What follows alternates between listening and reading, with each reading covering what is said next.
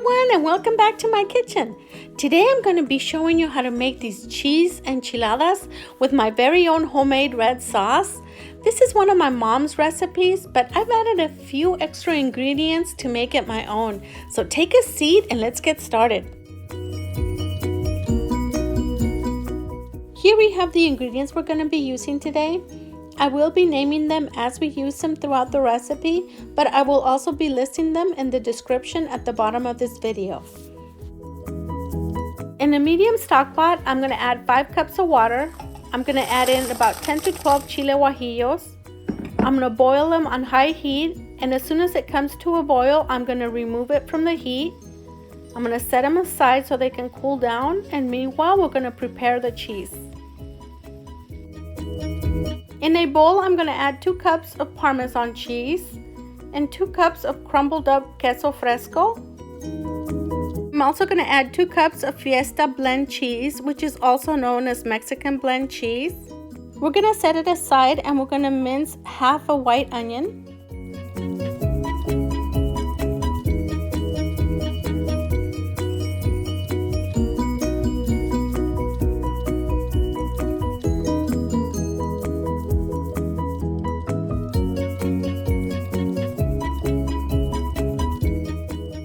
Once we're done mincing, we're going to add it to the bowl, and then we're going to mince our jalapenos.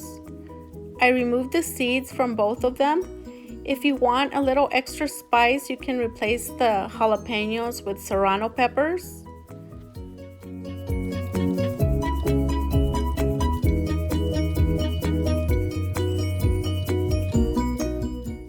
Now we're going to add these to the bowl as well. Then we're going to mince a good handful of cilantro, and we're going to add that to the bowl as well.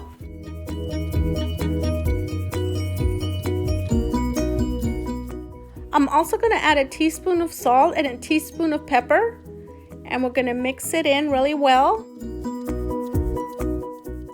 Once it's well mixed, we're going to set it aside and we're going to get started with our sauce.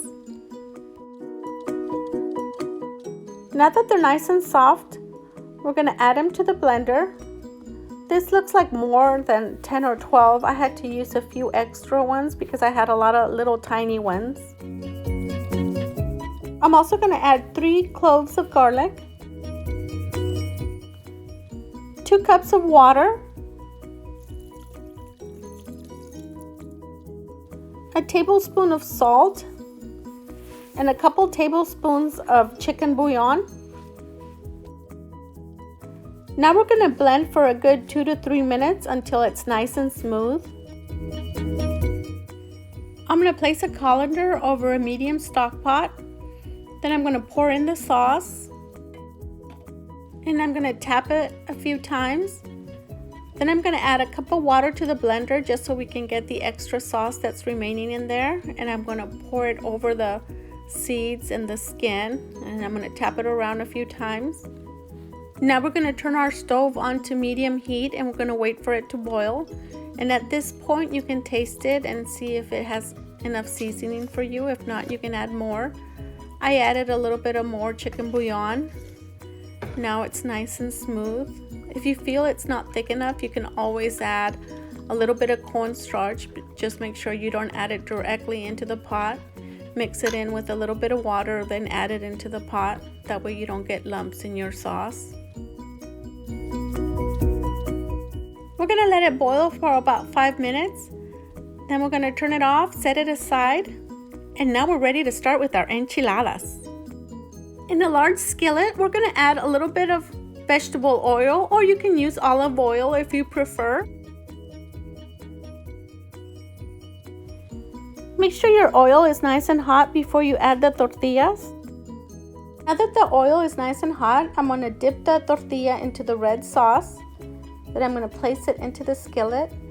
I'm going to do 2 at a time because they cook fairly quickly, and that way I can have room to flip them over without breaking them.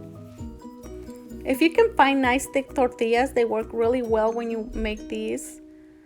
I'm using the regular ones that I found at the local grocery store. I usually go into town and buy the nice thick homemade ones, but I haven't been into town lately, so I'm working with the ones that I found at the grocery store.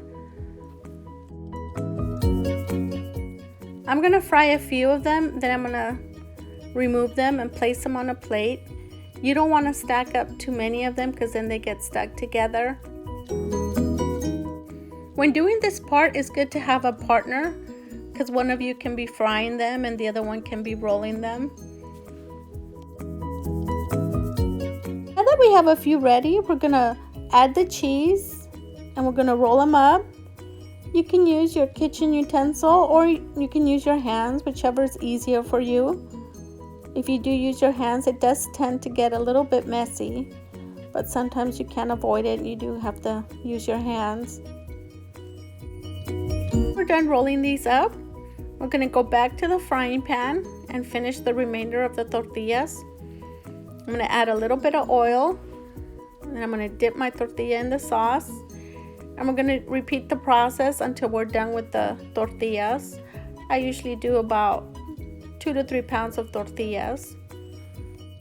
I always tend to make a little extra just so I can pack my husband's lunch for the next day. And they're always so easy to heat up. You can heat them up in the microwave or in the oven if you prefer.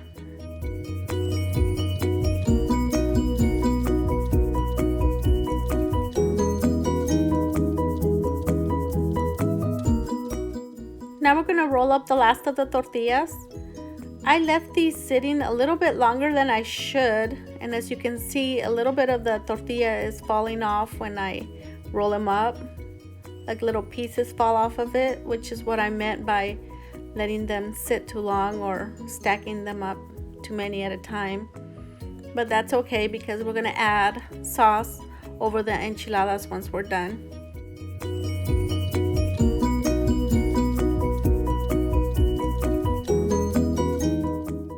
Now that they're done, I'm going to add 2 large spoonfuls of the sauce over the enchiladas.